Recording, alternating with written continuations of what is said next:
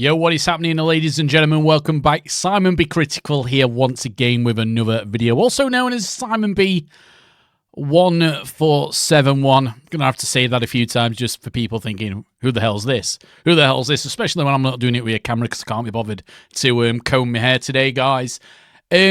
So yeah, Simon B. Critical back once again. Critical of video games and not a corporate shill like many other YouTubers who have become that over the last 10 years. So if you don't follow me on Twitter, X, whatever you want to call it, guys, there you go. You can see on the screen. And this is kind of what I'm going to use to kind of give my videos a kind of a path. So I'm not just waffling on like I do. Well, I suppose most people watch me because of just, I say what I think. I don't really script anything. Even though I know my videos aren't the best, but again, I'm trying to speak up for the average gamer. Now, the big news is today, guys. Kind of got two things I want to talk about, but this is the big one. This is the big one.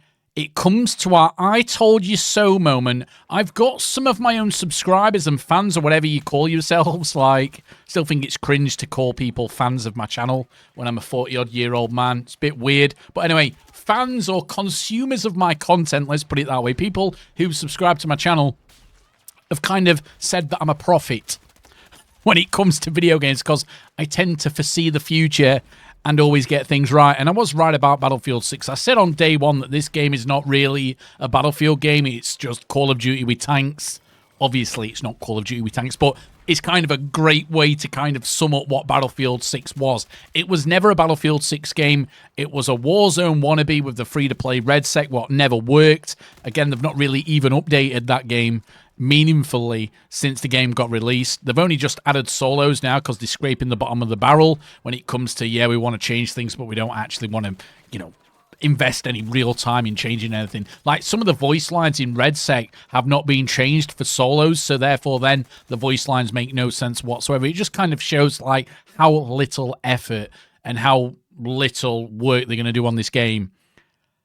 So nothing's really changed on RedSec. Again, they wanted RedSec to be Warzone, and then they wanted the core Battlefield 6 game to resemble or be closer to a Call of Duty video game than what it is to a Battlefield 6, and they wonder why after the initial, again, we're going to look at it here, guys, the initial success of the game, it's quite obvious that the game did absolutely amazingly. I think that is going to be the highest player count a Battlefield game has ever had on Steam, and it will probably be the highest they will ever have. Even if Battlefield 7 comes out later on this year, which a lot of people are thinking that DICE has been working on something else in the background, which, let's be real, guys, the amount of post-launch support stuff they've put in the game kind of let you think that that's a kind of rational thought process to have.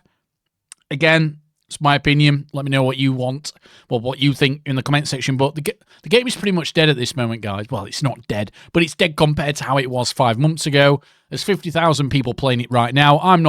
35 playing it right now. I'm doing the video before it peaks, but it looks like it's already peaked there for the day. But anyway, 50,000 yesterday. The game is a disaster. But from EA's point of view, from DICE's point of view, they're laughing all the way to the bank, guys. They've got that many day one sales by purely just the whole marketing campaign being based on, yeah, our game is better than Call of Duty. Call of Duty's shit. That is their whole marketing approach. That's all they did. They did not come out with anything saying, oh yeah, our game does this brilliantly, it does this brilliantly.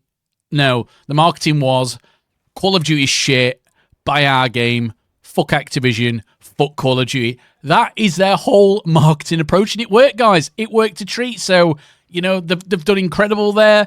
All the YouTubers, all the corporate shills, corporate chess pieces I call them, all the big YouTubers, they were saying the same thing. Oh, guys, Battlefield is back. All that bullshit, all that nonsense. They all come out and said that the destruction's the best it's ever been. We know that is a straight-up lie, guys. I know a lot of these YouTubers can talk nonsense about, oh, it's the best game ever. But when they outright lie about things such as this game has the best destruction ever in any Battlefield game, you can see that for yourselves. It's a straight-up lie. It's not a subjective opinion. You're just wrong. It's an objective thing to say that this has better destruction than other games. You can actually measure that. very, very easily. It's not an opinion. It's not what somebody thinks, so on and so on. But yeah, they've laid off loads of people. So Pirate Nation, I don't really know who this person is, but they go on to say EA has laid off an unknown number of individuals from its Battlefield studios. And again, it goes over the various different studios who makes the game. This realignment follows Battlefield 6 record-breaking launch amid declining player numbers and live service issues. Now, Battlefield live service, right? So they've shown this game as a live service game, yet with a full AAA retail price video game. They've got the Battle Pass. They've got the pro version of the Battle Pass. Battlefield 6, you can't call Battlefield 6 a live service game. Again, it's live service slop, I'm going to give it that.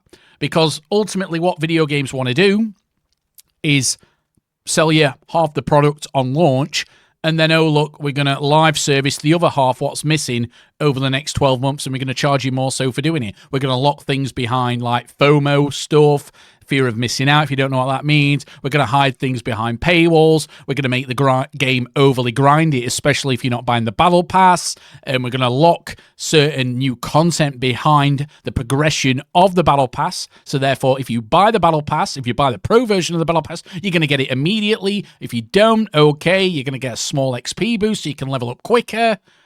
It's all toxic things like that, guys. But like I've said in other videos, you can go and watch those. Battlefield 6 did that well on launch. They kind of gave up with the game immediately. They thought, screw this, we want it. Everybody's bought the game. We don't really need to do anything now moving forward. We're happy with our financials. We'll just move on to the next thing. And that's essentially what Battlefield have done. That's what DICE has done. That's what EA's done. And I still see people out there simping for Battlefield 6. Battlefield 6, guys, is pretty much dead. Like, if you look at what's happening with Marathon and Destiny 2 now, DICE will be working on something else. They are not just all sat there twiddling the thumbs, putting post-launch content into Battlefield 6. Otherwise, we would have had more content. They've delayed seasons in this game, and then they come out and they've just got one map, and they've delayed it. What is happening with Battlefield 6, what a lot of people aren't talking about, is something similar to the Destiny Marathon situation. So basically now Marathon out, Bungie has pretty much just given up on Destiny 2. Again, 5,200 people in game, which is very, very sad. I love the original Destiny. I think Destiny's just made wrong decision after wrong decision for a long time now. But ultimately, Bungie do not care about Destiny 2 anymore. All they care about is Marathon. That's the next big cash grab for them. And even Marathon, guys, is taking a bit of a hit. I think that Marathon, again, I can make a separate video of this, but Marathon, don't get me wrong, 88,000's okay for a game, but Marathon's got reportedly a £250 million budget when it comes to the game, and they need it to be a lot more mainstream than that. A lot of people are like, you know, yin and yang on this. Like, a lot of people love Marathon, a lot of people can't stand it. I'm in the latter camp. I can't stand it. I think it's a game made for Twitch streamers. I think it's a game made for people who basically want to play video games every single day for 12 hours. That's not me. This isn't a game for casuals. So you've got a lot of people who are casual who can't stand it, but then you've got a lot of the big streamers.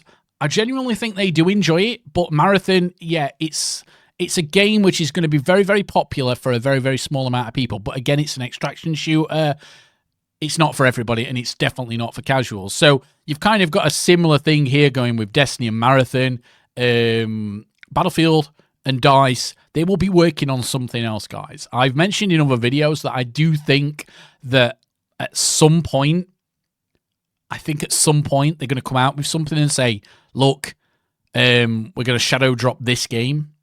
It wouldn't surprise me if they're working on remastering one of the older Battlefield games, because that's easy money for them. Who knows, guys? Who knows what's going to happen? But again, let me know what you think in the comment section, guys. If you enjoyed this video, please hit that like button. Hopefully we can get 10 likes on this video, and we'll make another video being critical about video games. And just for some of the haters who I see every now and then talking about me, saying, oh, I just hate everything. Guys, I've been playing Slay the Spire 2 for about 20 hours already. I've been no life in that game, and I absolutely love that game, guys. That is a game made with passion, not greed. And talking about greed here, guys, we're going to have to make a video about this. Sony's dynamic pricing now charges some accounts more money for logging in. Guys, trust me, it is well overdue that the whole gaming industry just needs to implode, because honestly, it's worse than it's ever been. But again, let me know what you think, guys, to all the things I've talked about in today's video. Love you all, guys. Goodbye for now, my friends.